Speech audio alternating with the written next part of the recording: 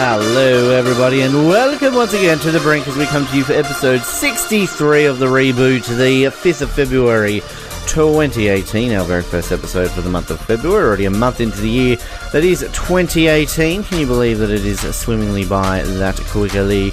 And a big hello to everybody listening to everything that we produce around the world, no matter where you are.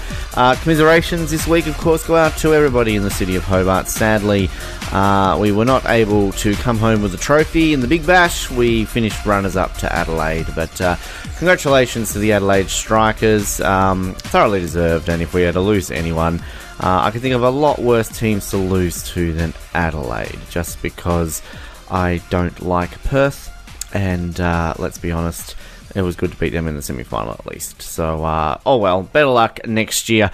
Big shout out though to all our listeners from around the world. Shout out to our Canadian, our Austrian, our British and our American listeners. Just looking at the week in the past where we've got people, Minneapolis, a few people listening to us from the Superbowl city. At the time of actually recording this, Super Bowl has just passed the halfway point. So, big shout out to everybody in Superbowl City this week, Minneapolis, Atlanta as well. Got a few people listening last year's Super Bowl runners-up, in a city that I've been to a few times. Love it there in Atlanta. And for our United Kingdom listeners, hello to all our Salford listeners. Not too sure what you're doing over there in Salford, but you're listening to us. And that, to me, is exciting. So we appreciate that. Thank you very much. She may have left the state, but that doesn't mean she has left the show, because so much so does she love to go that she's in the know that her name is Mallory O and she's on the line go. I don't know where I was going with that. It's Mallory Foster's back on the line. Hello, Mallory. Welcome back to the show. Hi, Ben. That was a great introduction. Thank you so much. Look at you and your eye rolls and everything along those lines. You're in Adelaide at the moment. You've left me. I am. Why are you? Left you for a warmer climate. Well, for a warmer climate. How did you go on the weekend? Did you melt slowly to death? Because we did here in Hobart, because we can't survive anything higher than 25, but for you it was on like 45. Yes, it was disgustingly warm here. What did you do to stay out of the heat? I watched Survivor. Did that work for you? Did that cool things down? Yep. Well, the fan that was fanning me did. The fan that was fanning you did. Just to describe what a fan does. Oh, right. I've always wondered what they do. I've always just assumed that they just kind of did shit, but no one said they fan you. So that's good. Thank you for educating us. I'm glad you have your Canadian smarts to this Australian show. I wanted to quickly talk to you about this is something that we were just, I guess, talking off air about, because on the Oz Network, our sister show, download now via iTunes and all those other places, we're doing Winter Olympics month. We're doing the film Miracle, which of course is about tell me what it's about, Mallory. You keep asking me what it's about every 5 seconds. It's about the U.S. ice hockey team in 1980. Good job. Well done. Yes. So that's one of the movies that we're doing. They win gold. Spoiler alert. I know you haven't watched the whole movie yet. But as a Canadian, you obviously come from a country that lives and breathes the sport of hockey. And you and I have been off air trying to guess. Well, you guessed one team correctly. You're like, oh, they're the Montreal Canadiens. And I was like, yes, well done. And then I kind of showed you another team and you didn't know who it was. And I kind of... Okay, first of all, he cheated. There's a new team in the NHL this year. And as I am currently living in Australia, I am not, up on all of the hockey stuff. And so, of course, after I get an easy team right, he goes with the brand new team whose jersey I have not even seen yet. So, just to clarify, that was cheating on his part. Just like you did in Yahtzee last week. But, I showed you some more. But so what I thought I would do for you today, as a bit of fun, there are 31 teams in the NHL. Now, without cheating, I want you to try and name as many of them for me as you can. Let's give you 5 minutes. Is that a fair enough time? The name of the team as well as where they're from? Well, I mean, look, I'll give you some leeway. Or am I allowed to have, one or the other? Do I get half points? Well, if you said to me the Canadians, I would, assume you're talking about Montreal. So, Can you tell me, before we start, how many Canadian teams and how many American teams there are. Okay, I'm just getting ready in the NHL. Set the thing for 5. Yes, I can tell you that if you really want me to. Also, yes, I am currently lying down in my bed while we have this conversation, so I'm going to sit up. But my bed is very squeaky, so I'm just going to warn everyone that you may hear some random noises. Gets very excited when she talks about so sorry, everybody. Yeah, no, are you getting up deliberately so you can cheat by Googling this? Because I will not allow this. I'm getting up into competitive mode. Lying down, I don't have enough leverage. Like, I'm too relaxed, and you're only giving me 5 minutes, and it's been a while since I've thought about the sport of hockey or been quizzed by my brother or father on which hockey team is which. Right. Well, I hope your brother and father listen to this so they can see just how well you'll be doing this. There are 7 Canadian teams and 24 American teams. So can I have 5 minutes for both Canadian and American? No, you get 5 minutes for all. What happens if I repeat teams? I will let you know. Okay, perfect. I can do this. All right. Okay, ready? So I'm ready to hit the start button. Wait, no, not ready. Oh, you've been interrupted? Ready? No? I am being interrupted. Well, LJ can join in. LJ can guess all the NHL teams. LJ can name Canadian. Cockroach in the toasting machine. And I put it on, I just heard sizzling. Oh my god. I don't know what's happening right now. So, as people who are not, I want to see this, as people who are not from Adelaide, Australia, everybody meet LJ. She's my Scottish friend. She just cooked a cockroach in the toaster. Oh, hang on. So you are moving right now through your house to inform us that a Scottish person in your house just cooked a cockroach in a toaster. Is this part of like haggis or something, or?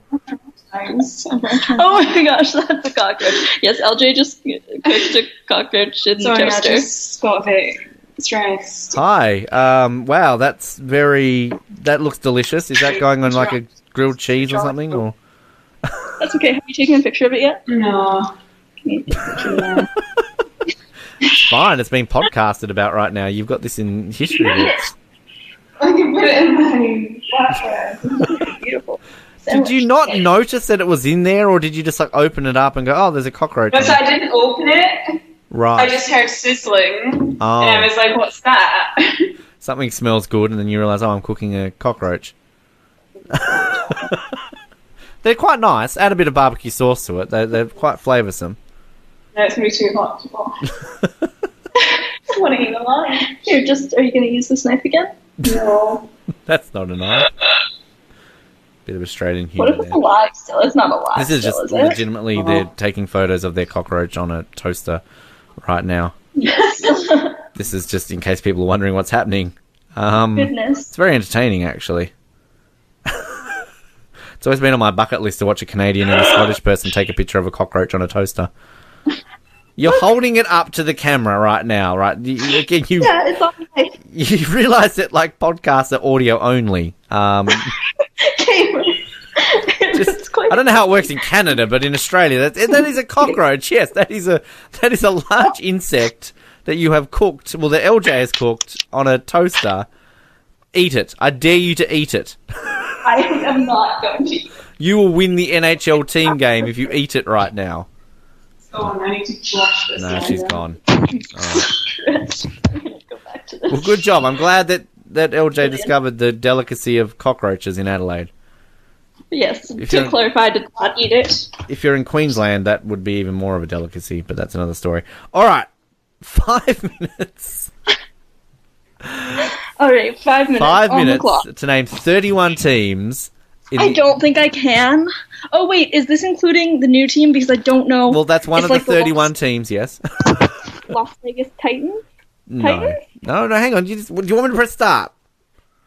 Okay, no, I need to know. I don't know what that team's name is, though. Well, that's legitimately, like, you told me once, I think. But that's the only time I've ever heard of that team. But this is where you have just told me that, can I say the city or the mascot? I would like the full point for it. I don't want the half point. Well, I will be nice enough here, as I said, to give you, if you tell me the team or the mascot or the city. But however, you do have to know that in the case of for New York, though, I do. They have 2 teams. Technically, they almost have 3, but one's kind of not called New York. So I'm giving you a bit of a clue there. Buffalo.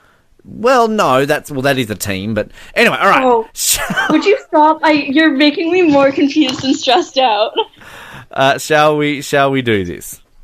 Yes, there's 7 Canadian teams. 7 Canadian teams, and there is the 24 American teams, 1 Australian team. All right, ready? I'm hitting start. Go. Okay, there's the Vancouver Canucks, the Edmonton Oilers, Calgary Flames, Ottawa Senators. Oh, shoot. The Toronto team. The Leafs. Dang it, you stressed me out. Montreal Canadiens. I'm missing a Canadian team. Oh, Winnipeg. There you go. Right? All 7 Canadian teams Capitals. are done. Okay. Right, it is Winnipeg Capitals? No. Winnipeg Jets. But close enough. Capitals. Who are the Capitals? Well, do you want to put that as an official team? Yes, it's the team. The Washington Capitals. Washington. We'll give that I to was you. not even close. All right. The Ducks, the Anaheim Yes. Ducks. New Jersey is Devils. Yes. Okay, Dallas Stars is the football team. Is it? The Stars, yes. The Stars Is it? in hockey. Stop for a sec. Are the Dallas Stars the football team? I think so. Are the Dallas Stars the hockey team? Do you want to give that as your answer? Because you would The be Stars are a correct. team. I'm not saying whether or not they're It's from the Dallas Stars. yet. I'll give that to you. Wait, in hockey? Yeah, they're the Dallas Cowboys in football. Oh, close. Anyway, Dallas Stars. Okay, New York is New York Rangers Mm-hmm. and New York. Think of this. Shoot. Not the Shoots. Okay, there's 2 New York teams. That can be a half point for the second one. I give you permission to give me a half point for that. The Blues are from Carlton. Jokes. I'm going to give you the second New York team. It's the Islanders, but I'll give that point to you. I'll give the Blues to you. You remember the Blues. St. Louis. Oh, goodness, I could never have gotten that. Buffalo has a team, couldn't tell you where they're from. Sabres. Or what their name is. I'll give it to you. That's 15. You're nearly halfway. Oh my gosh. Why is this so difficult? There is a team that you mentioned before we press start that you could probably get off the list right now. Oh no. You're killing me. You just asked if you needed... You called them the Titans. The Nevada team, the stupid Nevada team. The Vegas Golden Knights. Okay, so the Columbus, the something, Blue they have a Jackets. 2... Yeah, that. That's 17. You got 2 minutes and 10 seconds left. Okay, wait, did you give me the Las Vegas Yeah, one? I gave it to you.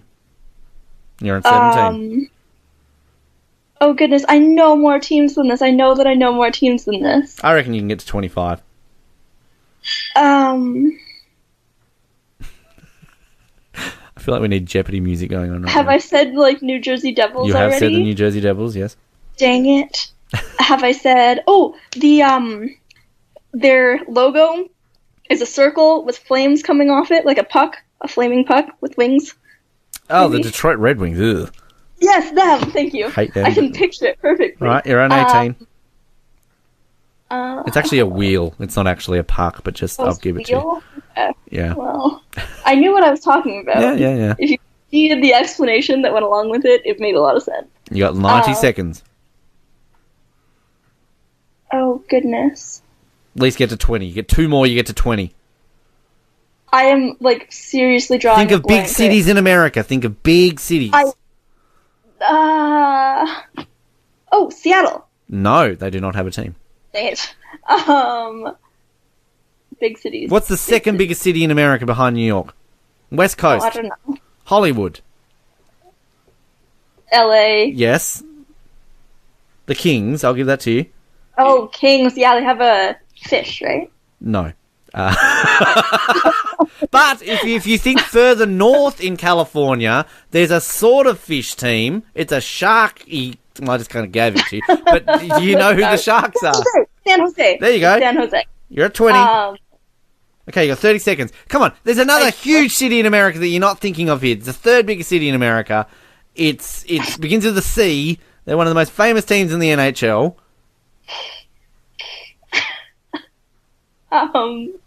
18 seconds. Starts with a C. Think of the Bulls in basketball. The what Bulls? Jokes. Chicago. Chicago. Black. Are they red and white as well? Black. Hawks? Yeah, there we go, Dee. I'll give it to you. Your alarm's going off. There you go. I'm giving you that you got 21, sort of, with assistance. I feel like... Oh, stop. This one. Stop chiming. Okay, in the last time the Canucks made it to the finals, it was against a team that I did not mention. The Boston Bruins. Frick! What the heck? All right, so I'll go over the ones you missed if I get this correctly. So you did not mention the Boston Bruins. You mentioned the Buffalo Sabres. You mentioned the Detroit Red Wings. The Florida Panthers. Let's be honest. No one cares about the Florida Panthers. You mentioned Montreal Canadiens, Ottawa Senators. Speaking of not caring from Florida, the Tampa Bay Lightning. Boo. Oh, I like Tampa Bay Lightning. No, you don't. Then we have to break up because I don't. Your jersey's really blue and yellow and white. You mentioned the Maple Leafs. The Carolina Hurricanes. Are you familiar with them? Oh, I did know them, actually. So we've got the Columbus Blue Jackets. You mentioned the Devils. You mentioned the Rangers. You sort of mentioned the Islanders. The Philadelphia... I knew that New York had two teams. I was just under pressure and couldn't think of what the other one was called. Philadelphia Flyers. That was what I was thinking of. It's a blue music note with wings, right? It's like a flying sort of... There's a few logos that look similar, but I know what you're trying to do there. You did not mention the reigning Stanley Cup champions, who, of course, have the greatest Canadian to ever be a Canadian since Wayne Gretzky, the Pittsburgh Penguins, Sidney Crosby's team. Oh, I knew them. Obviously, yeah, come on. I knew them. You mentioned the Blackhawks slightly there. The Colorado Avalanche, you didn't mention them. Dallas Stars, you did. The Minnesota Wild, didn't mention them. Nashville Predators, didn't mention them. St. Louis Blues, you mentioned them. Winnipeg Jets, Anaheim Ducks, I'm glad you got them. The Arizona Coyotes, no one cares about them. Calgary Flames did. Edmonton Oilers, the Los Angeles Kings, San Jose Sharks, Vancouver Canucks, and the Vegas Golden Knights. You did well, more than halfway, so... Next week... With only slight hints. Next week, we test you on the 18 teams in the Australian Football League. Melbourne. Carlton Blues. We don't cheer for the Hawks, the Richmond something Hawks something. Hawthorn. No, is that a different sport?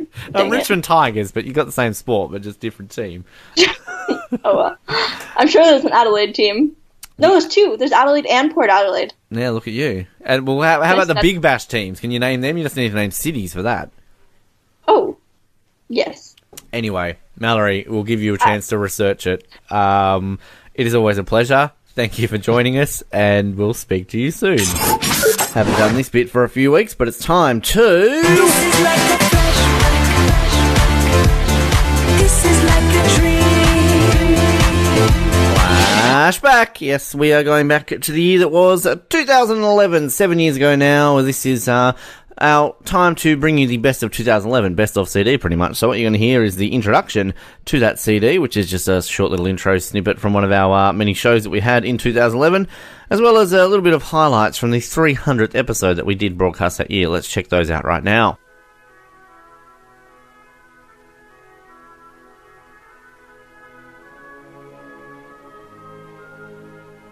Morning has broken like the first morning. Blackbird has spoken like the first bird.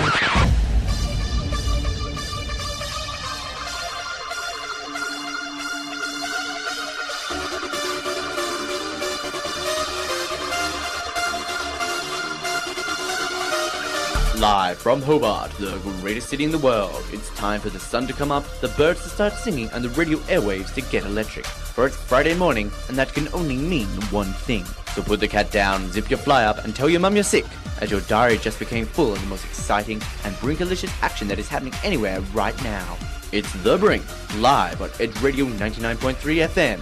over to the studio. It is another Brinkalicious morning Friday. That is The Brink here on Edge Radio 99.3 FM for another massively huge Brinkalicious edition of your favouriteest radio show. And joining me this week, sitting in front of me, are two people, one of whom has something and another who has another thing, and I don't even know what to say. It's Peter and Kelly. Ladies, welcome. Thank you. Ben. How are both of you treating yourselves this morning? Fantastic. It's good to have Kelly back. Yeah, I'm back. Yes, you are. We're going to get to that after. But as I said, massively, Brinkaliciously huge show to get through today. We have big guests. We have lots of stuff to wrap up. We have a prize. We have everything. And this man's going to speak now. And don't forget to text us on 0427 334 336 anytime during the show. You could have done that, Kelly. You really could have completely said that. I'm sorry. Yes. I'll do it next time. Okay, then. You will. You will. We're going to get this cake cutting going, I think. Now, I would get us to sing Happy Birthday. It's not really a birthday, though, is it? It's just it's an anniversary. Do you sing Happy Anniversary? I don't know. How's this going to work? Who's going to blow this out? Sam, you want to hand that camera to somebody? Because you're going to be here for this moment as well. Oh, well, that sounds a bit kinky, Rocco, but look, whatever floats your boat. You can host the show. Please welcome to the new host of The Brink, Mr. Rocco. Rocco. Hello everybody, how are you going? Hope you're having a good morning. And Sam, what are we going to do this thing? We're all lining up. We're not all, it's just Sam really. Are we meant to say a few words before this? I think you should. What would you like to say? I would like to say on behalf of everybody at Edge Radio who've allowed this dribble to stay on air for however long it's been now, thank you. And yeah, well that works out well too. And not cancelling us after one, Sam. Yes, I'd like to say congratulations to you, Ben. Thank you. Because you've been involved in just about all the shows. Nearly. And I've only done a handful so far. So congratulations to you. Yes. And I hope you like the cake. Everyone's been bagging out this cake without trying it, but it's a great cake. Everyone will love it. Well, we're going to blow this out together and then we're going to cut it, all right? On count of, everyone give us a big count of three and then we'll blow them out. So, somebody start. 1, 2, 3. Yeah, we'll both cut this at the moment. This is great radio because people actually don't know what's happening at the moment. So we'll put this in here, we'll cut it. Well, you can hold it too, Sam. There we go, and that's cut. There we go, it's 300 show cake cut. We're going to cut this up, we're going to go back to some music. Sam, you can cut it up because I'm worried about what this is going to taste like. Good times, and you're going to be enjoying listening to the best of 2011 in the coming weeks. It's been some time since we've had this guy on the show, but we're bringing him back to talk about all things to do with Donald Trump and everything else that we can think about. It is Mr. Paul Dakoda. Paul, welcome back to The Brink. Yeah, good to be here. It's been a while, actually. We said that the last time you were on, and we waited, I think, even longer. But as always, that means that there's plenty of Donald Trumpness to talk about, and he delivered his first State of the Union address this week. Paul, how has that gone down? Well, I'm not sure. I think it's gone down better than most of the kind of public appearances that he gives. But yeah, it's more just kind of like ignoring what's going on and just talking, getting his message out there that he wants, but not really answering any questions that anyone else has. That's what I took from it anyway. I'm already just seeing here, if I look at the headlines, that apparently he's doing what he did for his inauguration. He's claiming that they had the highest ever TV ratings ever for the State of the Union. What is the State of the Union? Like, is that just their annual speech where they just stand in front of Congress and are like, this is why America's so good and this is what we're doing so brilliantly, basically?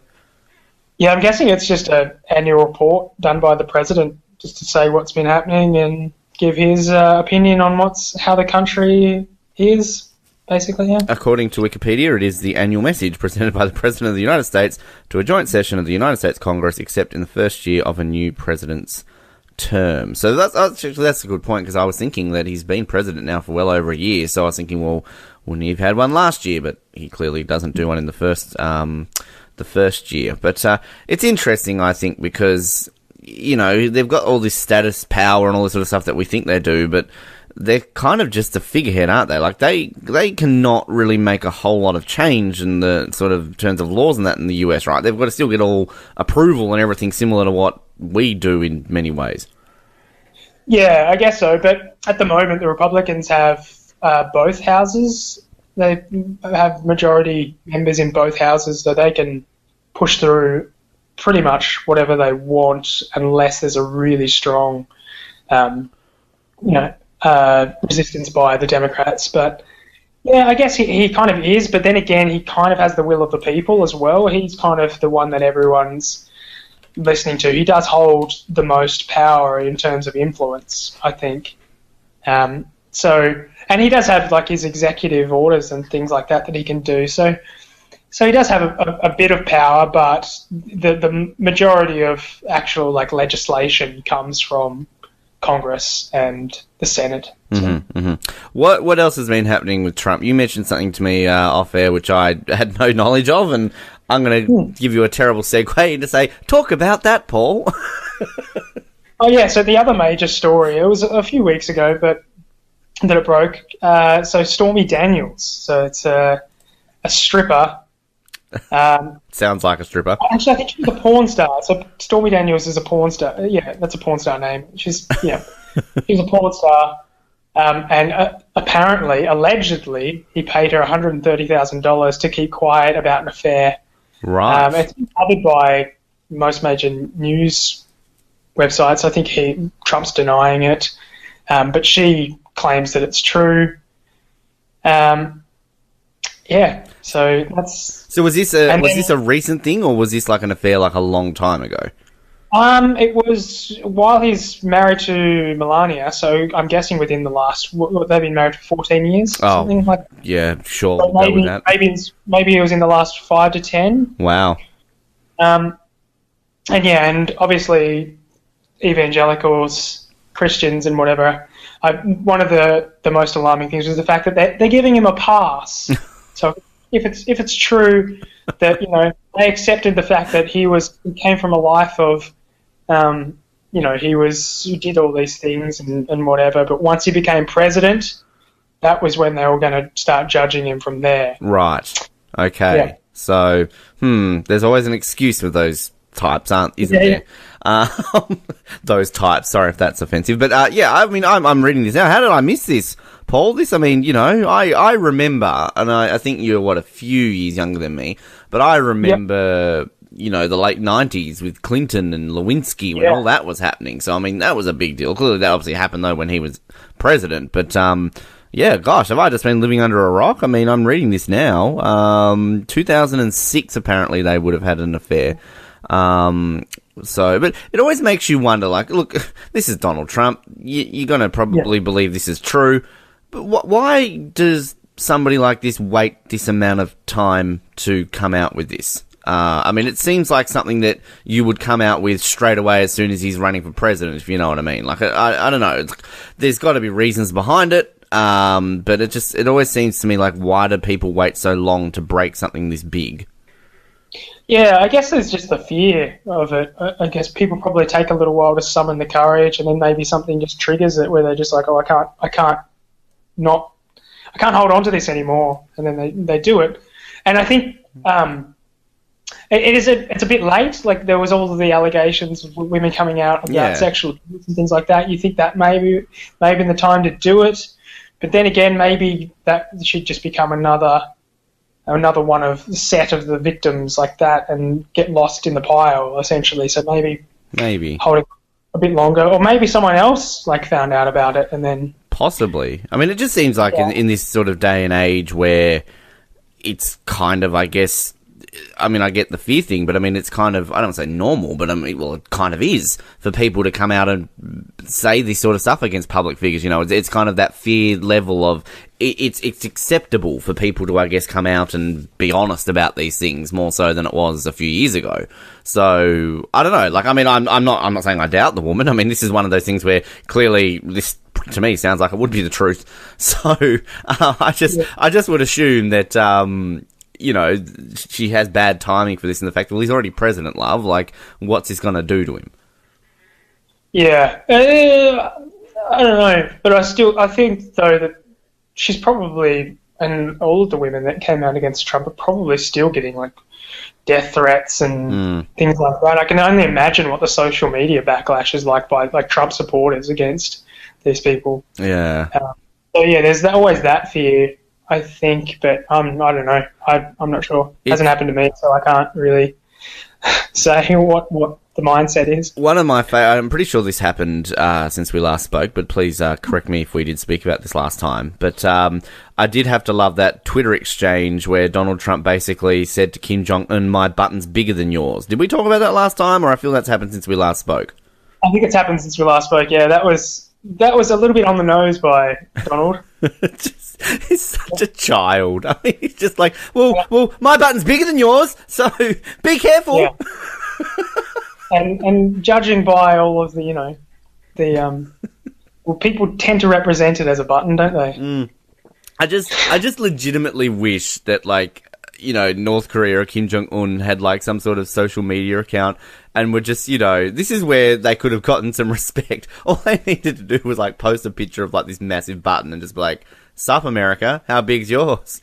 Just to troll America. I just think that would have been hilarious. But, I mean, that clearly didn't happen because, they're slightly strict in North Korea. But I don't know. That just would have, I'm sure, won some people some respect. Yeah. I'm sure that they're super witty to in their own little community and everything. They were saying how Trump is a clown and everything, and he's absolutely ridiculous. So they're not wrong there.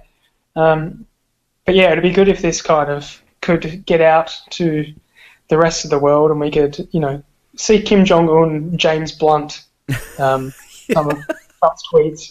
That would just be so funny.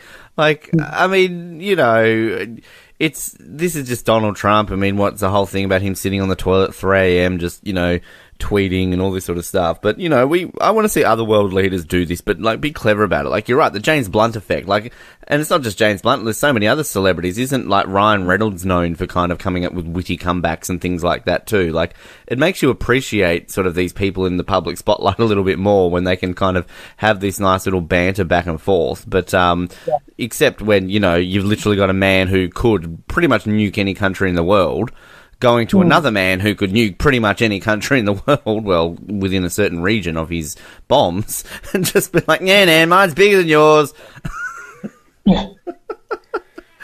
Oh, my goodness. Now, we might not be able to speak to you for quite some time, Paul, because our life circumstances, mine, yours, it's kind of changing. One thing I want to ask you about, this is a on-the-fly question, but we're on the topic of politics. Do you follow state politics much? Are you excited for the state election? Anything to add on that? I follow it a little bit, not as much as kind of national or even international. But yeah, looking forward to it. Yeah. Are you? I think the pokies thing seems to be a pretty topical issue at the moment. I think that's got to be the one that's got to decide it, right? I mean, that's a big call from Labor and Beck White. I mean, you've obviously going to have some very big supporters of that, and then you've obviously got some very, big supporters against it. And, like, I have spoken to people who have said I was going to vote for Labor, but now I'm not because of this. I think this is a ridiculous decision, so now I'm going to vote for Liberal. So, but I'm sure it's the flip side. I'm sure there are people who are probably thinking the same thing. So, I mean, it's a very big policy to kind of build yourself on. Yeah, some of the advertising campaigns that I've seen have been a bit over the top. There's one out in on Lutana there. Mm-hmm. Like, have you seen that on the highway? Yeah, the one above that. Yeah, that plain white one with the black writing on it. Yeah. Yeah, it's just what it was basically the Labor and Greens want to tell you what to, or something like want to tell you what to do, or something like that. I just thought, well, they're not telling you what to do. They're just understanding that addiction is a thing that actually exists, and the pokies are essentially targeting the most vulnerable people who don't have money to spare for this addiction. Which, if you want to gamble, go to the casino. What's the deal? Yeah, they're not completely taking it away. They're not banning gambling. They're just banning the ease of it. But I mean, then some would argue though that sure, take away the pokies, but I'm sure somebody with an addiction can just jump online and go to www.pokies.com and just blow their money online, I guess. Well, it's not really how addiction works. People still have to go out into the world. It's that kind of impulse thing where if something's there, it's like, oh, yeah, I'll just do that. It's the same kind of thing if you're trying to, I don't know, eat healthy and then someone shoves a cake in your face. You can't help it. But if you're hungry and this cake looks delicious, you'll eat it. It takes a lot of willpower to not do that. And I can understand that people are saying, "Oh, you should have more willpower," but addiction is stronger than that. It's beyond that. It's kind of it's something. People who generally say you need to have more willpower probably have never been addicted to anything in their life, so they're not familiar with the, I've never smoked in my life, and I used to say to my parents, just stop. But that's a very, an attitude which I cannot really have an opinion on because I don't know how addictive cigarettes are. So... yeah, well, they must be very addictive because they're so expensive, they're so bad for your health, they smell terrible, and they basically make you an outcast to a lot of, you can't go into your work and smoke in the office, so you have to do all of these extra things. So they must be ridiculously addictive to actually do all that stuff. Yeah, no, exactly. One little minor thing that I'm thrilled about this state election is for the first time, I think, since at least, 2006, and I could be wrong on that. I don't know if it happened in 2006, but we don't share the same election day with South Australia. So finally, we can get some national attention, because generally our last two have been on the same day as the South Australian one, and therefore everyone cares about South Australia, not our little Tassie. So just a minor little thing I'm happy about.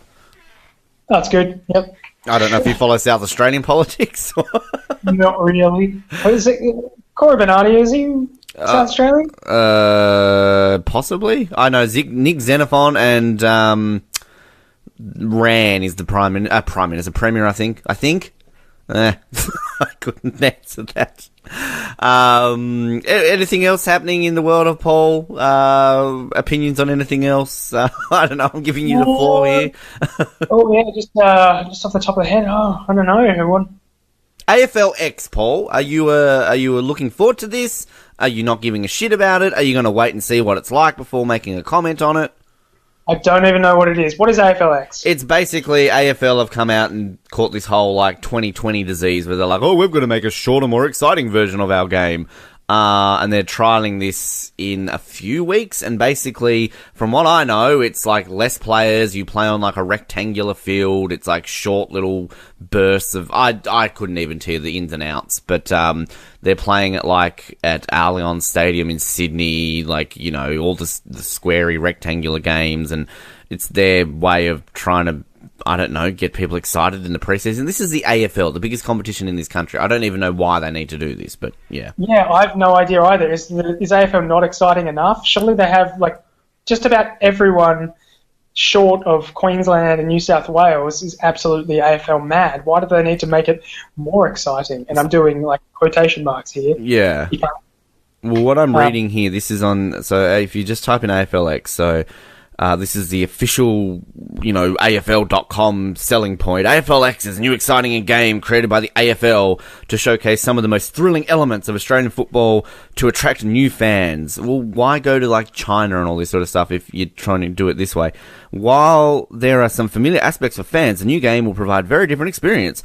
AFLX is played on a rectangular field with 7 players on the field and 3 on the bench. AFLX is an express form of the game with explosive action, exhilarating fans of all ages. Get ready for 10-point super goals, last touch out of bounds, and non-stop action on and off the field. Now, this could either be the biggest thing or it's going to fizzle out so much and we're going to be laughing about this in 6 months' time. I mean, it's...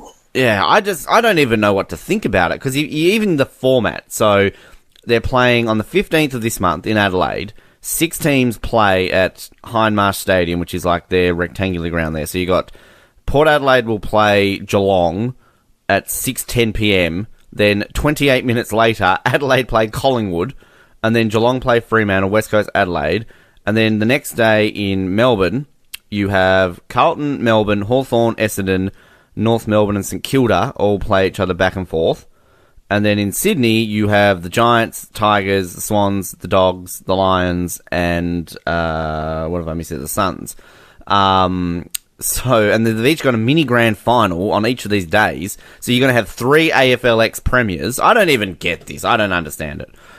It sounds like rubbish to me. I hate this idea. People just assume that no one has attention spans anymore, but from my personal experience, if something's too short and it makes no sense and it doesn't have a story to it or have some kind of meaning to it, then what's the point of watching it? I don't. Yeah, like tennis tried to do this. They always do this fast serve tennis before the Australian Open. Then netball, I think, did it. I mean, like, yeah, I guess it's worked brilliantly for cricket with the Big Bash and 2020 and all this sort of stuff. I mean, I'm energized. I'm excited by the 2020. At the time of recording this, the Hurricanes are into the final. Fantastic. You know, it's great. It's exciting. But I think a lot of that also comes down to poor old little Tasmania not represented anywhere. It's basically our only national team.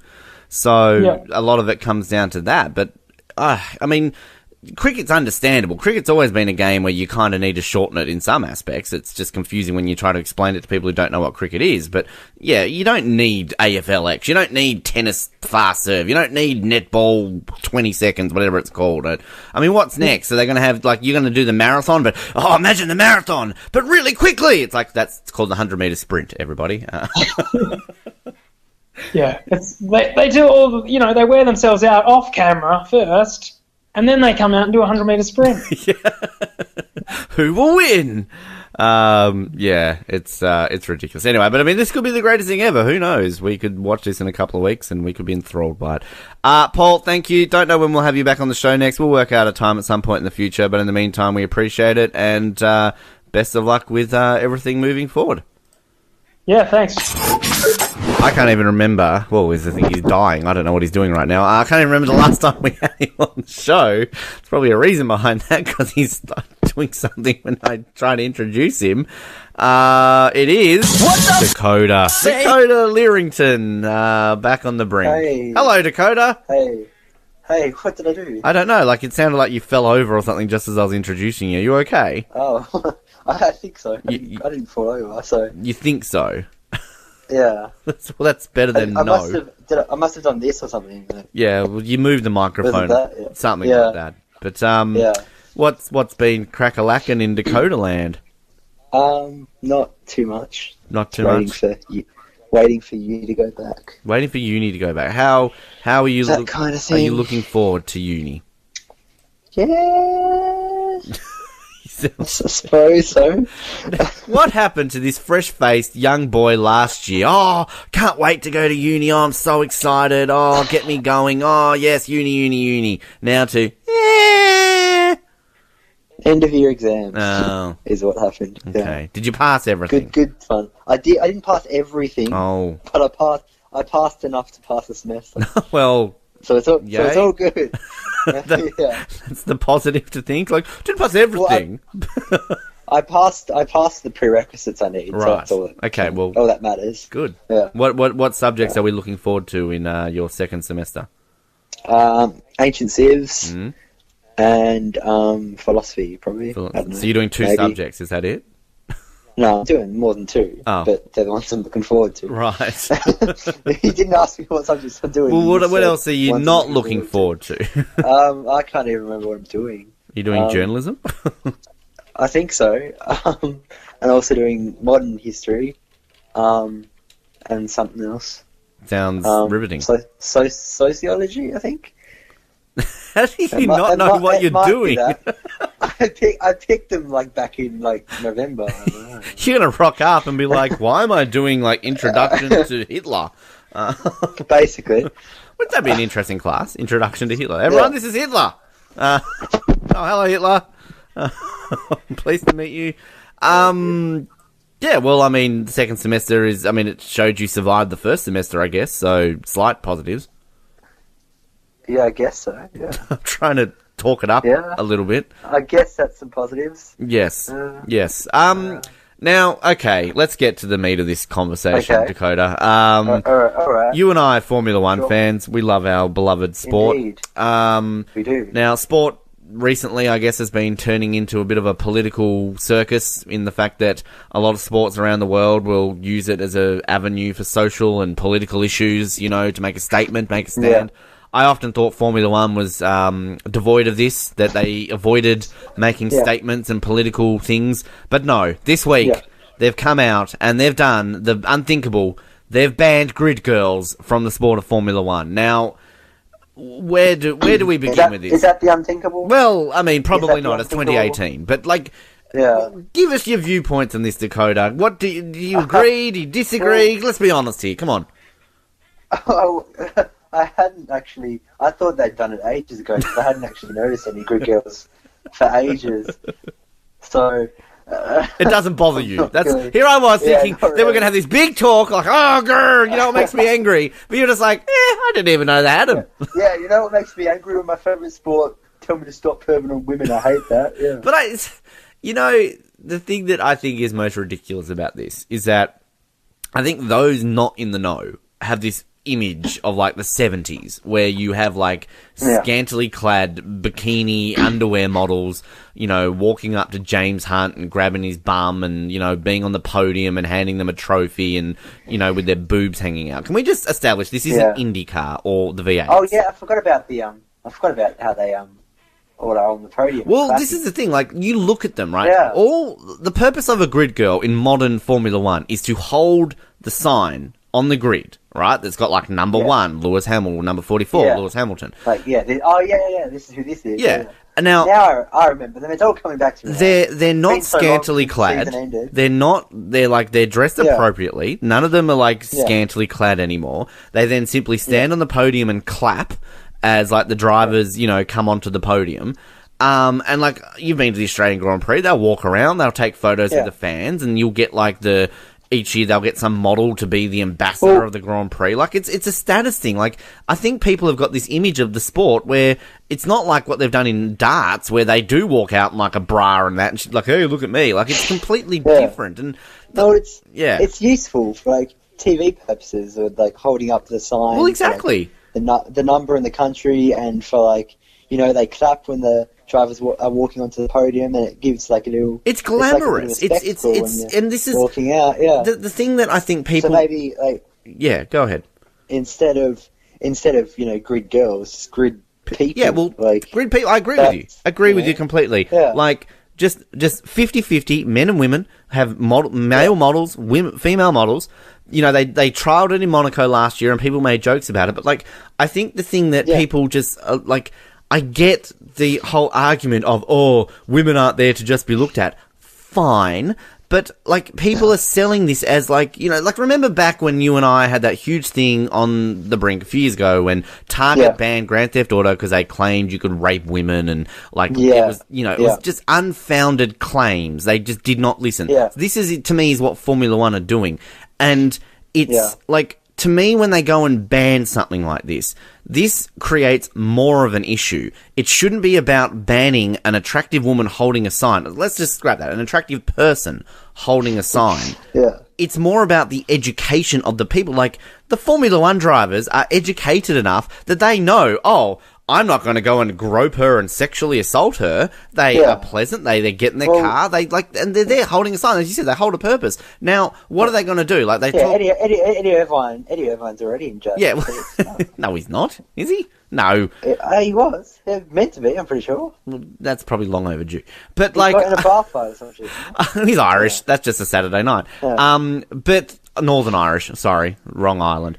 But that starts wars, Ben. I think, like, the issue, too, is, like, they're like, maybe they can get little kids to hold the signs up. Like, the little kids walk out in the football pitch with soccer players. Now, what's next? We're going to be pandering down and saying, no, ban kids, because the pedophiles watching are going to get off watching these little kids. Like, it's where's the line?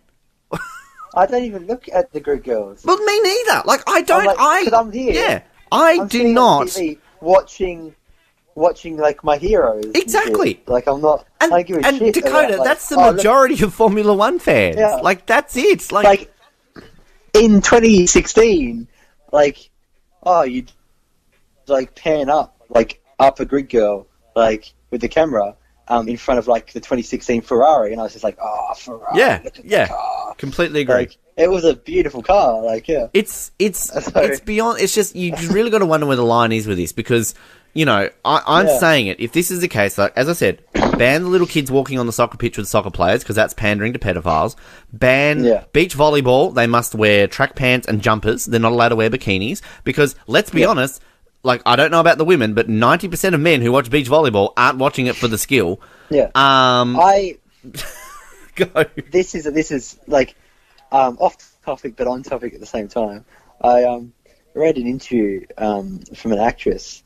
And I can't remember who it was, but she was like, "Oh, there's not enough like female lead roles in like movies and stuff." And wait, there's more. Like, there's always like women playing like daughters and shit, and like women playing mothers and shit. And I'm sitting there like, as opposed to like men playing mothers or like men playing daughters. Like, what are you talking about? Like, what? I don't understand what you're trying to say. Oh, like, I just. Oh, I shouldn't have opened this can of worms because it just makes me angry. But yeah, like these things just frustrate the shit out of you like this. It's like, yeah, let's read a script for a movie. Oh, Mother. Oh, who's going to play that? The Rock? Like, and then you would fucking, like, oh, typical Hollywood, making men play women's roles. Like, oh my God, shut up! Yeah. Like, can we just live in a society where we don't have to put labels on things? Like, if you've got a movie with a man and a woman in a relationship and they've got kids, you are going to have a mother and a father. Yes. The man will play the father, the woman will play the mother. All right? That's how it works. Regardless of whether they're like a lead role or secondary role. And can we stop with this, like, oh, let's make a woman-only version of this movie? Like, no! Like, stop! Like, no! Like, they're making, what is it? What's that movie? We're on the island. Lord of the Flies. They want to remake that with women only. Read the fucking book. It's about, like, it's men. It's basically ripping shit into men of how much we're savages. It's an anti-men book, almost. Like, why do you need to make this into women? Like, it doesn't make sense. And, like, they want to make James Bond a woman. No! Like, James Bond isn't a woman! Her name's James Bond. His name's James Bond. Name is James Bond. It's like, for God, like, just... What is it going to... Jane Bond. That's a different movie. Create a different agent. It actually is. In the world, like, I would be not opposed to that. Like, in the next James Bond movie, introduce another MI6 agent who is a female, 006, 008. No. Yeah. Oh, look, James Bond has a daughter. Well, exactly. Create. What? I would be down with that. I mean, he's had sex with enough women. Surely one of them was pregnant. Yeah. Surely. But, like, that's a different series. Create that differently. Like, you just can't, like, let's reboot Star Wars and Darth Vader's a woman. Like, I mean, no! I want them to redo history. Like, okay, we've got a new Tomb Raider movie coming out, Dakota. I want Lara Croft to be a man. Yeah, no, I don't want it to be like Lara. What would Larry Croft? Yep, Larry Croft. Yep. Good old Larry. Yep, make it happen. Oh. I want Sex in the City to be made all a guy film. Yep. I agree. I completely agree. Cool. Good call. Yep. Sweet. Absolutely. Too easy. Bridesmaids? Too easy. Nah, wasn't funny because they were women. Yep. Make it groomsmen. Pretty Little Liars. Yep. Absolutely. Done. Yep. That. Orange is the New Black. Yep. About a men's prison. Make it blue is the new white. I don't know. Blue is the new white. Yeah, that works. Yes. That actually does work, I suppose. Yeah. Anyway, cool. We've done that now. We can't come back from this. Formula One in 2018 is no longer an open wheel racing sport, and it doesn't have grid girls, so it's fine. Let's just. What? It's not an open wheel. Well, the Halo. Come on, it's the first step to making these a closed cockpit car. Come on. Yeah, but you realise what open wheel means. Well, it's like the top bit. It doesn't mean open wheel. Doesn't mean open cockpit. Well, it technically does. I'm pretty sure it refers to the wheels. Anyway. Like the wheels of the car. They go round and round. Whatever, you know what I mean. Anyway, the next... Shut up. This is why we don't have you on the show much anymore. The next thing Like, you know how they're not closed in by, like... Move on. We've moved on from this part. We're moving... Okay, yes. I get it. Right. Next part I want to talk about... at least at the time of recording this, it's a week away, but at the time of releasing this, it'll be this Friday. You and I we talked about this, I think, once before. We get to run with the baton. Queen's baton, Commonwealth Games, go us. I feel like we're going to have to record a segment or something while we're waiting on Friday for this, but... yeah, that'd be interesting. Are you pumped? On the bus or something. Are you excited? Are you looking forward to holding Her Majesty's wand? I'm hell nervous. You're nervous to walk and run your 200 meters in your little white outfit? I'm nervous. I'm nervous to walk my 200 meters in my white outfit with a bit of tum and Don't give me a bit of tum. Look at me, you dickhead.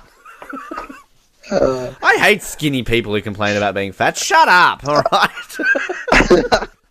Sorry, won't do it again. But yours is near Hungry Jack's, so we should tell people if they want to come and watch us, both our listeners. Yeah. Don't come. Stand outside Hungry Jack's and watch Dakoda at like 1:50. As far as I know, mine is from Hungry Jack's to the roundabout, that stupid roundabout that has stupidness. Yes. But you have to go right round it to go back onto the main road. It's literally labelled that stupid roundabout. It is. So everyone knows it as that stupid roundabout. That's a long. I don't think yours is going to be that long, is it? That's a bloody long. Oh, maybe it's not. I mean, maybe it's from. It might be from the entrance of Northgate. Oh, I've just told people to wait at Hungry Jack's. They're going to miss you. Look at your map. Anyway, so Dakoda will be going first. So sadly, Dakoda and I don't get to hand it off to each other. But I'm in Central Avenue in Moona from I think 2:20 p.m. on Friday. If you want to come and throw shit at me, but can I just establish this again, Dakoda? Because this is something I will do. Don't drop the baton and break it. Oh, I'd so do it. I'm so gonna. Don't tell me that. I can just see, opening ceremony. Prince Charles opens it up to read his mum's message. Oh shit! There's a crack in it. Sorry, Your Majesty. Alright, I'll find it. Australia map. Look at you, just trying to work out where the hell you are. I got Here we go. I'm excited for being this. Stupid. Hold on. Alright. Keep talk amongst yourselves. You think we'd edit this out, wouldn't you? You think, we're professional podcast. Alright. I think I know how to do it. What are you doing? Look at where you're running. There's literally, it tells you on your email, it says you were running between these points. Yeah, but Can you read? No. Let's go. No, tell me where I'm going. Where are you going? Surely there's a thing on the website. Let's see if I can pull anything up here. Does it tell us? Oh no, it doesn't actually give you your specific routes. Oh, some people have links on their pages. Did you know that? Have I lost Dakoda? I've lost Dakoda. I can't hear you, Dakoda, if you're there. Oh, the call failed. That's why. Anyway, this is awkward. Let's just talk amongst again. You'd think we'd edit this out, wouldn't you? Oh, this is embarrassing. All right, let's see here. Just awkwardly waiting. Are you back? Hello? Dakoda? No. Oh, here we go. There he is. Hello? Hello? Hey, I don't know what happened there. Oh, look, he's alive. I must have done something and it just went away. Yeah. Anyway, okay.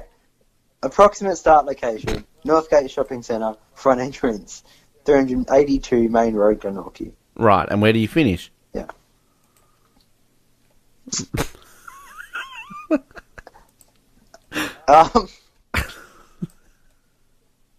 Yep. At the Elwick Hotel. Oh, let's look at that. You got a little one. Yeah, that's about right. I was about to say, you're not running the whole of Glenorchy. Yeah. Oh, I'm just running Hungry Jack's to that roundabout near where Video City used to be. Fucking yeah, mate.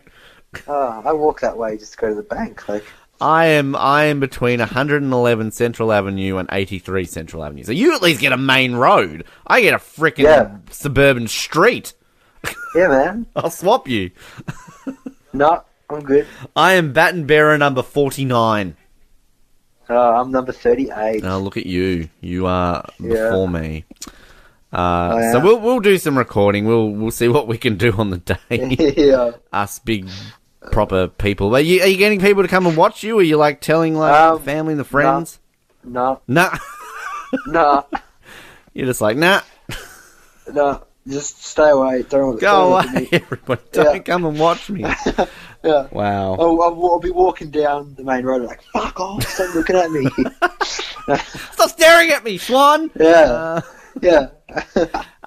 Exactly. Finally, before I let you go, you're getting to vote in your first state election, are you not? Oh, yeah, I am. Shit. Are you excited? Yeah, I guess. You guess?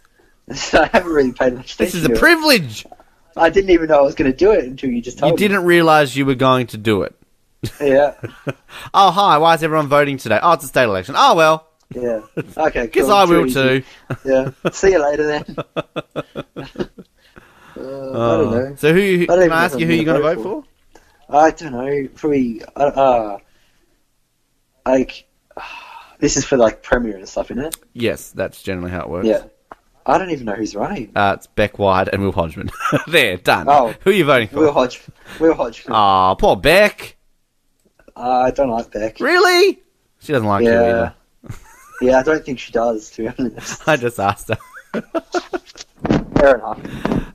Anything else you want to talk about quickly before I let you go, or anything else happening, or might help if you're actually talking to the microphone. I don't know what you're doing right now, but there you go. Hello. There's going to be a new Formula 1 show on Amazon. Oh, is there? Yeah, it's about McLaren last year. Oh. Well, I heard about that. I mean, if I want to just watch, like, dog shit, I'll just, like, go and look at the street, like... Oh, okay, sorry, I won't mention it again. Well, I mean, you can, but I apologise. why do I want to watch a team that was terrible? No, it doesn't matter. It's going to be 2 hours of Fernando Alonso going, oh, my car is shit, I am such a good driver. It's alright. Wow, you really need to calm down. Probably. Are you coming to my farewell party? Yeah, I saw that. I noticed that. Yeah, I saw it. I noticed that invite. I get invited to so many parties. Oh, Mr. Popular. Yeah. Okay, it's on the 24th. That's ages away. Well, I don't want you to tell people like when and where it is. It's a private event, but I mean. No, all right. It is on. So look at the sky today. It's very nice today. La la la la. Okay, cool. Yeah, it's Dakoda. It's ages away. It's a pleasure to talk to you. I will see you next Friday, apparently. And we will run with the baton. Just like we hadn't flashback in a while. We haven't done this in a while. That time of the week to play everybody's favourite game show. It's Forget the Lyrics! Here on the Brink on Edge Radio. Over to the studio. Forget the Lyrics! And it's sadly old ones, not new ones, but 3 for you today. We're going to go back to the year that was 2014 and hear myself sing to the Simple Minds classic, Don't You Forget About Me. Brum, brum, brum, brum. Oh, nee.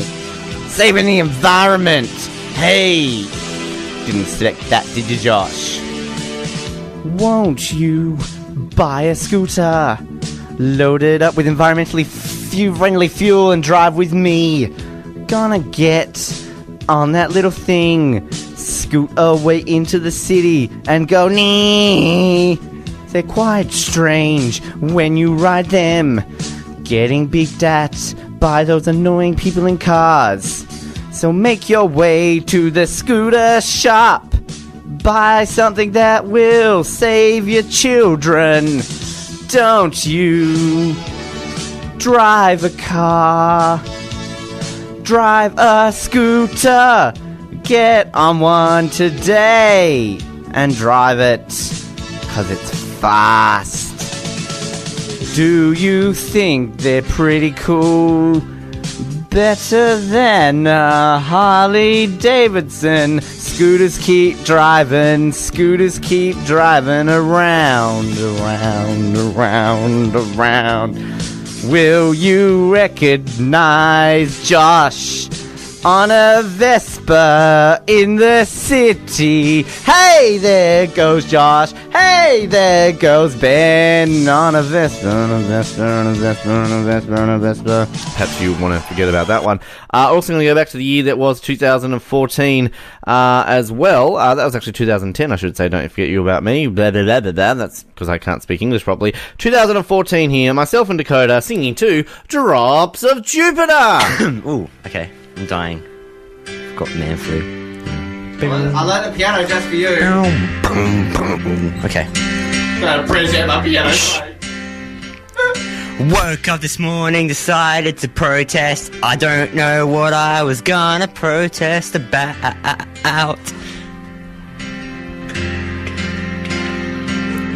I looked for things in my room to burn. I found my Xbox. I'm like, nah, I won't burn that. You should. Stupid.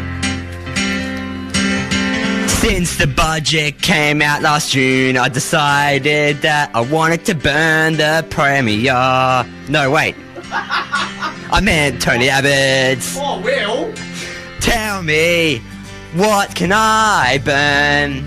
Can I burn the president, or would that be considered a little bit racist? Tell me, can I burn the budget papers? Or is it just a waste of paper? I think it is. Surely there's some more things you can burn. 4-bar break. Ben? Oh, hello. Oh, hey. What's up? Went into the studio and looked at Dakota. Felt like doing some more protesting on the show. We got angry before and we said some stuff. Realised that Dakota didn't get angry about people who abbreviate things. So I'm gonna protest about that. Because I think Dakota needs to write these things down on a piece of paper. Because it was so awesome and brilliant and he just didn't do it. So Dakota, where we protest on the brink, make sure your feet don't stink, because you can burn some shoes in protest of smelly feet and shoes. Now, Dakota, why don't you protest against the budget? I can see you burning your hat with a picture of Tony Abbott on it, because you should wrap up the rest of the song. La la la la la la la la la la la la la la la la la. Budget. Oh no, it started. Oh dear. Deep fried chicken. Why does it say deep fried chicken? No, stop!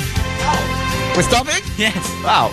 And finally, 2012 was the year. It's me singing to the Katy Perry song, E.T. I'm going to preface losing more listeners.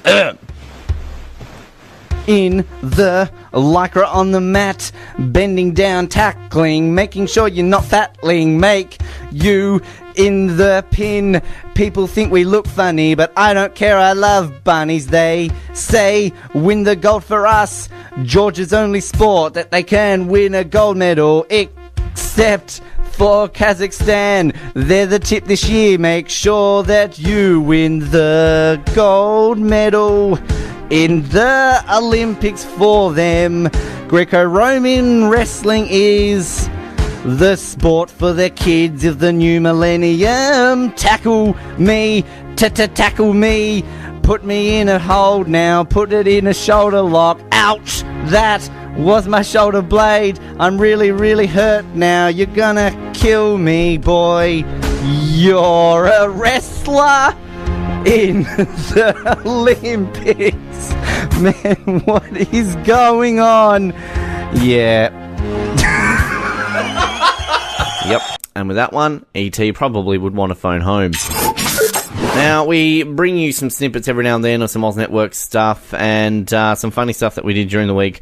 Our Eddie the Eagle recap, which is actually going to be aired this Friday, Winter Olympics month on the Oz Network, covering 4 different movies to do with the Winter Olympics. Eddie the Eagle, of course, a story about Eddie Edwards competing in the 1988 Winter Olympics for Britain in ski jumping. An epic story, great movie.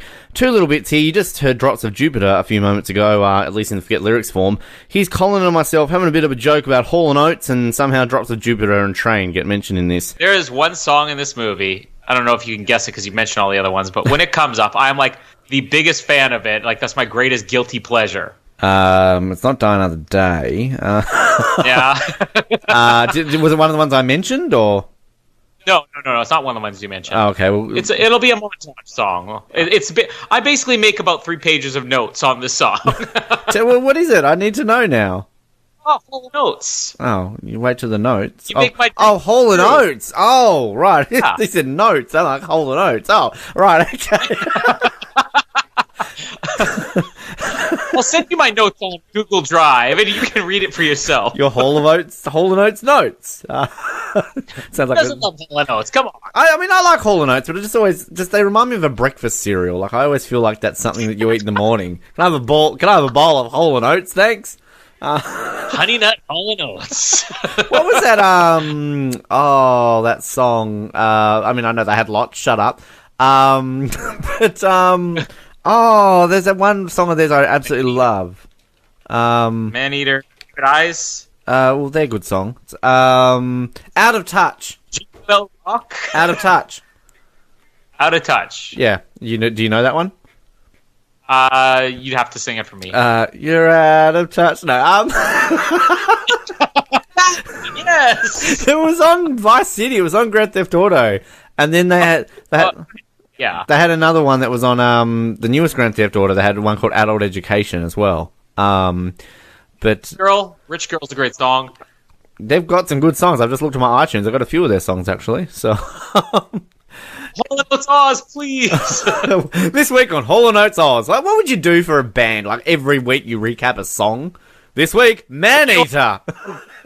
I was just flipping through just random podcasts one day, and I found one that was called God of Thunder. And I'm like, I wonder if that's like Thor or something like that. And I added it, and I realized it was guys who have currently done like dozens of episodes, and every week they just pick a different song of Kiss, and they spend like an hour talking about the song. So the next note that comes up here, it's like I don't know how they have that much time, but if we could do that for Hall & Oates, I would be happy. Well, what about those ones where when we did your favourite Titanic? Don't yell at me, there's a point to this. We got tweeted by another podcast because there's this... Oh, the minute one? The one, yeah, they literally recap a minute of a film in an hour.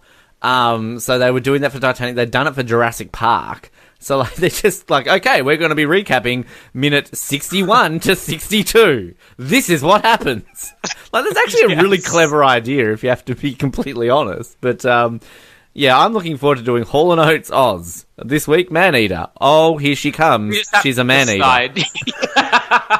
We just have to decide if we want to call it Honey Nut Hall & Oates, Multigrain Hall & Oates, or Apple Cinnamon Hall & Oates. Breakfast of Champions. The official breakfast cereal of the Oz Network, Hall & Oates. We just need to do a cheesy commercial for YouTube. Hi, my name's Colin Hilding. Every morning I wake up, I have a crunchy bowl of Hall & Oates. What about you, Ben? Absolutely, Colin. Everyone would think it's a man-eater. Anyway. Wonder what they're doing right now. Like, at this moment in time when we're recording this, what is Hall & Oates doing? Do you think they're just, like, watching Netflix? Or, like, writing a new song? Are they on Twitter? Maybe they are. Tweet them. Hi, Hall & Oates. What are you doing right now? We're recording a podcast talking about you. Do you not just think that? Do you just sit around and think, like, what's this celebrity doing right now? You know? Like, what's Hugh Jackman right now in time? Is he, like, what is he doing?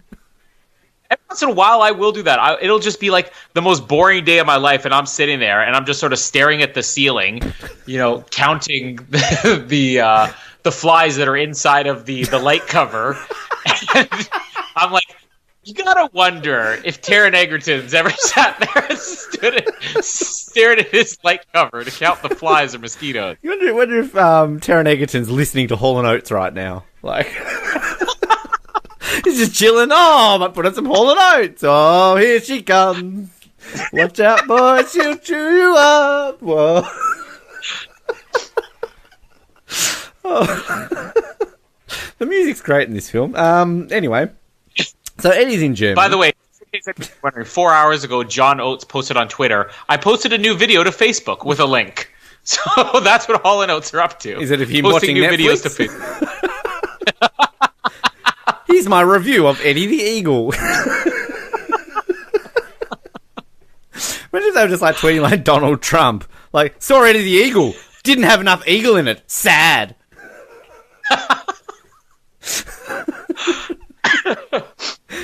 No one's used my music as better as they have in Eddie the Eagle. No word of a lie. That's never been as big as it was in Eddie the Eagle. Oh, Hall & Oates are going on tour with Train this summer. Shut up! Shut up and take my money! I'm there!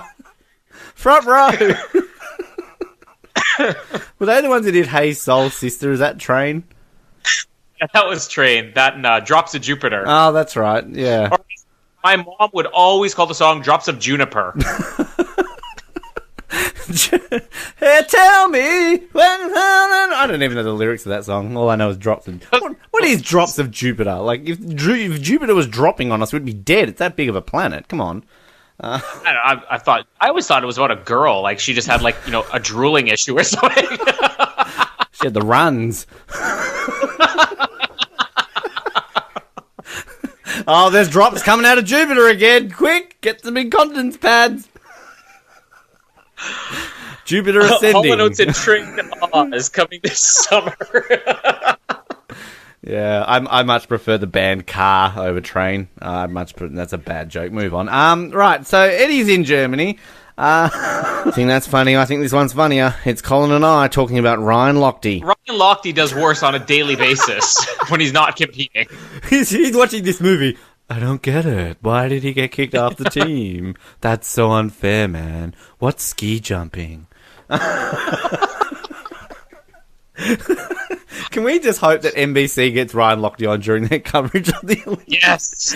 And now to provide his insight on the ice dancing, Ryan Lochte. Yeah, so I was on Dancing with the Stars, so I know all about ice dancing. He's a man on his feet and he's a man on the skates. You can buy my book on skating.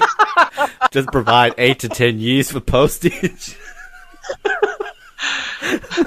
A group of Brazilians came up to me and my friends. They said, pull my finger. I'm like, no, you pull my finger. And then they held a gun to my friend's head. And they all were like, all right, we give up. And I'm like, whatever, man. You know what I can just imagine Ryan Lochte being like? I don't know if you ever watched much of How I Met Your Mother, but you know how like Barney would elaborate stories and it would just be literally a scene from another movie? And they'd be like, Barney, that's from Dirty Dancing. Or Barney, you know, that's from Weekend at Bernie's. So I can just imagine Ryan Lochte like going, so yeah, like I played like finger pulling, then like Christopher Walken walked in and talked to Hugh Jackman and then they landed the jump and and then I got taken and then like my dad Liam Neeson was on the phone saying like I will find you and I will hunt you down. Ryan, that didn't happen. It did, man. It so happened. You're a man in the sheets, you're a man on the ice. And the boat hit an iceberg and it was going down. But I wouldn't go down. I swam against the current because I'm Ryan Lochte and all, you know? She said never let go. So fuck it, man. I never let go. I'm Ryan Lochte. So I swam all those survivors back to New York. But then there was this shark. And this guy said, we're going to need a bigger boat. So I went and got a bigger boat. And I punched that shark right in the head. But then there was a tornado and all these other sharks came. Which I was fully equipped to handle because at the time I was on with a plane with snakes all over it. But then Gary Oldman came and tried to hijack it. And when Darth Vader said, "I'm your father, Ryan Lochte," I'm like, no, man. I looked out the window. I was like, no, man. And then I saw Princess Leia, like Mary Poppins. She was just floating by. And this kid had a broom.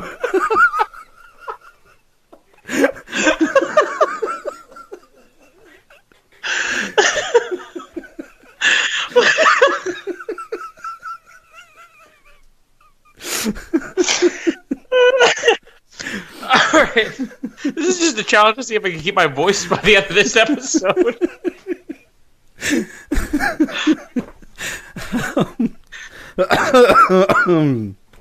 So, Christopher Walken has a book on ski jumping. He wrote this book, you know? My life in ski jumping. Oh, yes, it's time to get a bit Olympic too, because also, slight little plug for the Oz Network and our other sister shows, Off the Podium, an Olympics podcast. It's raring to go as we cover Pyeongchang 2018, so stay tuned for that too during the week, and make sure you support our sister shows through the brink here. It's been some time since we've had this gentleman on the show, because we've had other Canadians on and apparently have taken up the mantle of number one Canadian. She's been on this episode too, but she's also the cat's mother. I don't get that saying, never mind. But he's Canada's original number one Canadian, Colin Hilding. Hello, Colin. Welcome back to the show. Hello, and if you heard that "oh shoot" in the background, Jamie just dropped something while unpacking our groceries. So we're very professional in our podcasting today. Yeah, and for some reason I've got banging and hanging going on in the background. I don't know what my father's doing, but yes, you have been commentating on your fantastic groceries that your wife is buying. We're here to talk about something serious, but you've got chocolate milk and raisin-free oatmeal or something. Like, what's going on with these groceries? It's very exciting. I mean, Jamie was supposed to go to the gym, and we recorded a whole hour-and-a-half long episode for another show, Off the Podium. And she walks in the last 30 seconds of recording, she keeps whispering, Colin! And I'm like, hold on, I'm finishing recording. And then as we're wrapping up, she just holds up this tiny bottle of chocolate milk to me. And it's crispy crumb. I don't know, do you have those chocolate milks that are like candy bar flavored ones? Like, this was a crispy crunch chocolate milk? No. We have that. It's like Score chocolate milk, Oh Henry chocolate milk, whatever it is. These are healthy, no sugar added, $1 each. $1 each? What are they, mints? They're stevia flavored, no sugar. Stevia flavored mints, no sugar added. Oh, shut the front door! Tell us, Jamie, which store did you get these from? 2 separate deodorants. One spray on, one roll on. Holy crap!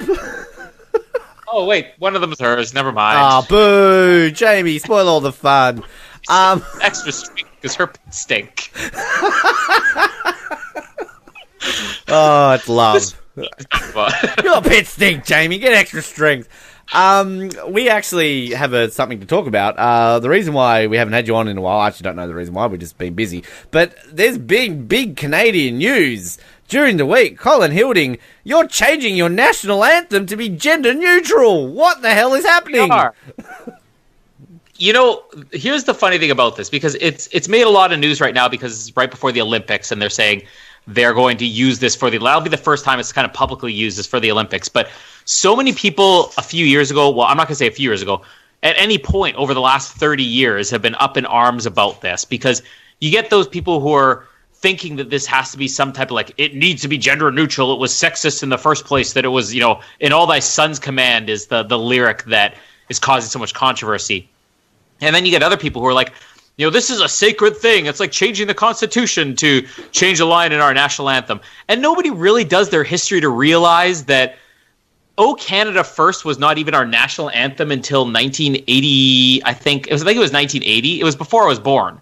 So let's say 1980 is when it became our national anthem. The song existed prior to that, but the lyrics, the original lyrics of "O Canada" were not even "All thy sons command." It was like "In all thy citizens command" or something like that.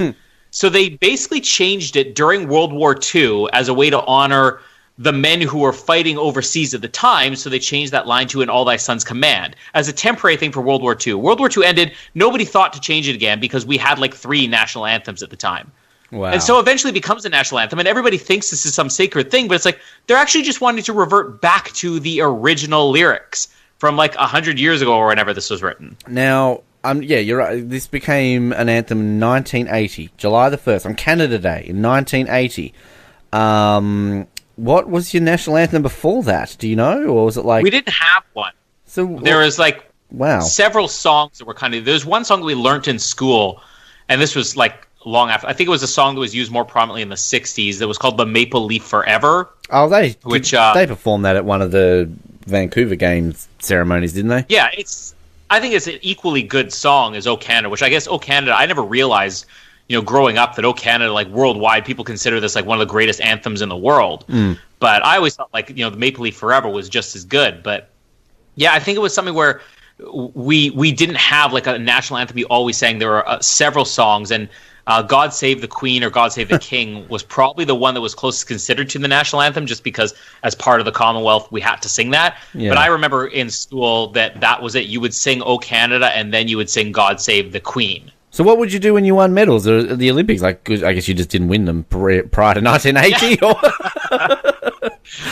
Yeah, I don't know. I mean, I'd love to go back and see if I could find like something from...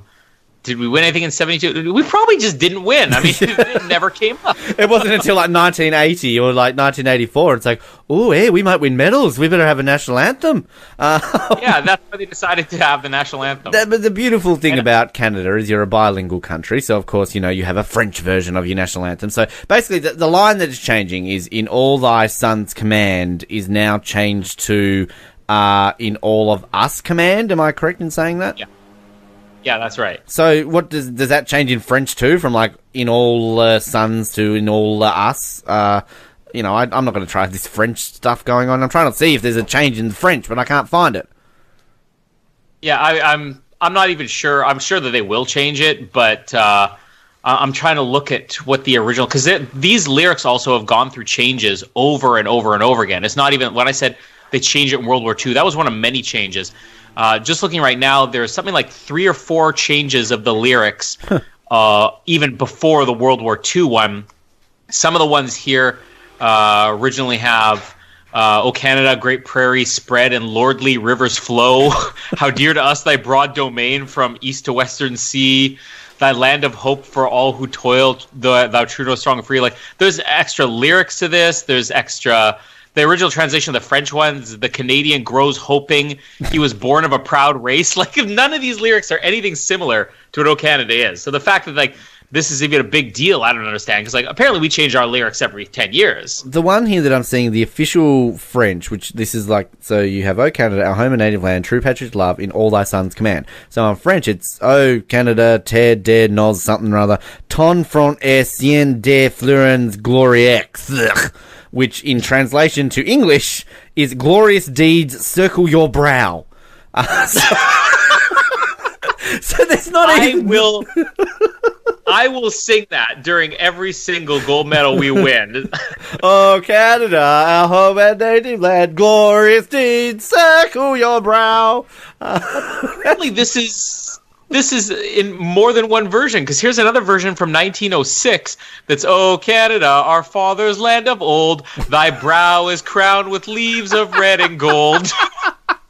What is our fascination with brows? I think when I was when I went to the Montreal Canadiens game, it was all in French. And it was the first time I'd heard it. And there's a bilingual version. So you have, like, the first 3 lines in English, then the next bit in French, and then you end it in English. Like, what a great country. I remember that you have, like, school, half too. half. But, like, yeah, I agree with you. I love your national anthem. I think to me, a national anthem needs to be passionate. It needs to be proud. You need to, like, hear that, not just in an Olympics, but just any version that, you're going to play your national anthem, be it a sporting game, a national holiday. Like, the American national anthem's one of the best. You hear it, and you say, oh, say, can you see? It's like, fuck yeah, America. Like, yours is like, oh, fuck yeah, Canada. Sorry, like, you're going to say sorry after swearing. But, like, that's the thing about national anthems, whereas Australia's, our national anthem sucks. Because it's not passionate, it's boring. I don't even know your anthem. We have the line, and no Australian can tell you what this means. Our home is girt by sea, which girt means surrounded. But for some reason, we sing the line, our home is girt by sea. I guarantee if you polled 100 Canadians, 99 of them would probably answer that they thought the national anthem of Australia was "I come from a land down under." Like, I guarantee that's what we all think. Well, it's similar to you that before ours only was adopted in 1984, because similar to you, we had "God Save the Queen" was our national anthem. And then they had a plebiscite in 77 to change it, and then now we have it. A lot of people believe Waltzing Matilda, I don't know if you're familiar with that song, should be our national anthem. I disagree with that, because Waltzing Matilda is a song about a bushranger person who kills a sheep and drowns himself. So I don't really see that as a prideful song at the Olympics, like, Waltzing Matilda, I killed a sheep. That's a New Zealand national anthem. But, yeah, I mean, is this like something, though? I mean, Canada to me seems like a country where this wouldn't cause controversy. Like, in Australia, this would be a big thing. We'd be like, fuck you, this is so politically correct, this is, Whereas Canada, I could just be like, oh, yeah, that's fair enough. Sorry, let's win gold. Like... Well, I mean, for Canadians, you could say it's controversial, just that everybody has an opinion and they shouldn't change it, but when it actually happens, Canadians, we're just kind of like, we just roll with it, you know?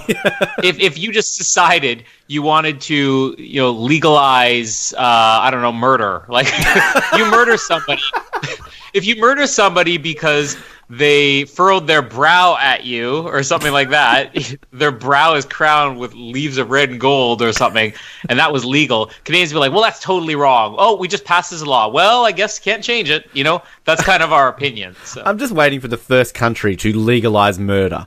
Like... I don't know. I'm probably wrong because Canada's not the one that's probably going to happen with. Welcome to Tajikistan, where murder is legal. Eritrea. Hate your neighbour? Feel free to murder them. It's legal. Yay. Did your wife bring you only one deodorant? You can murder her because it's legal. Feel like committing genocide? Come to Eritrea. Was your Big Mac 3 seconds late at McDonald's? Murder your waiter! It's legal! Wasn't there a movie where, like, the whole base of it was that murder was legal or something like that? One of these dystopian futures or something along those lines, and I don't know. I think there's that movie, The Purge, where there's one day where all crimes are legal or something like that. I haven't seen it. Yeah, maybe what I'm thinking of. Another line here. Maybe this is Old English or something like that from the 1907 version. No stains thy glorious anal's gloss. What?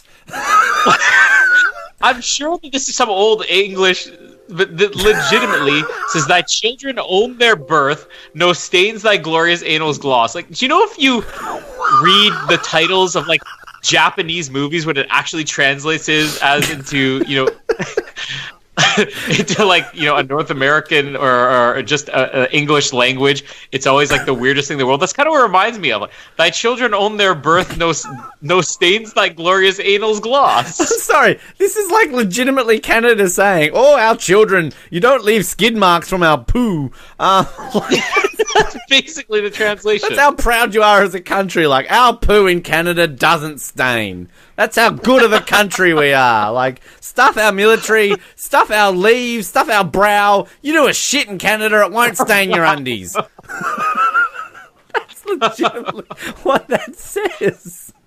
Oh my god. You know that that's like some people will go on YouTube and they'll get like a song. They'll translate the lyrics like into, French, and then they'll translate it back into English, and it like warps it all up. So that's a fun game. We should do that one time. Just get the actual Canadian national anthem translated into like Eritrean. I don't know if that's a language. I'm assuming it's not, but it could be. Hold on, I'm gonna do this here. Okay. You choose a language. I'll do it with the Australian national anthem. You do it with the Canadian national anthem. I was gonna do another one. Oh, what are you gonna do? Like the American national anthem? Hold on, just pause for a second. Pause for a second. All right. I gotta find my language here. What are you trying to ask? I'm not asking. Bring me a chocolate. Mind your own business, Jamie. I want a chocolate milk, Jamie. Okay, so I can't read that. I probably shouldn't choose Arabic. No, that's probably a good idea. Where is it Eritrean? There's Estonian. That doesn't help. Okay, I'm going to go from Australian national anthem from English to... Oh, no, I can't read Punjabi. I can't read Armenian either. Jesus. Afrikaans. Okay, there we go. Let's go. Oh, I got one. Go for You want to it. go first? Oh, okay, hang on. All right, so let me just go here from Afrikaans. No, you go first. If you've got yours ready, I haven't quite finished mine. All right. I come from a land down under. In Icelandic is Ik kem fra landi nuar undir, which translated back to English is I'm coming down from below. Do you have some of the lyrics there, or did you just do the song title? I just did the song title. Oh, I thought you were going to go for the whole lyrics there. Oh, okay. Hang on. No, just the song title. All right. Who has the time for that? Well, okay. Just on that note, then. All right. Let me just talk amongst yourselves here. Get Jamie to get you like another drink or something like that. So that's where we need like the Jeopardy thinking music. So I am going for Die Another Day. No. Translated into Afrikaans is Die Under Dag. And then translated back into English is The Other Day. The Other Day. All right. Oh, we've got another one. One more here. Yeah, you may have to pause for a second as I do this. Never. This is the brink. We don't know the meaning of the Here we go. Pause. O Canada, we stand on guard for thee. In Icelandic is... O Canada, irim voa o gaita firir per, which translated back to English is, thy children's anal stains all gloss. I see what you did there. I see. Good job. Good job. Anything else happening in Canada quickly while you're here that you want to talk about, or nothing? Just the Olympics, right?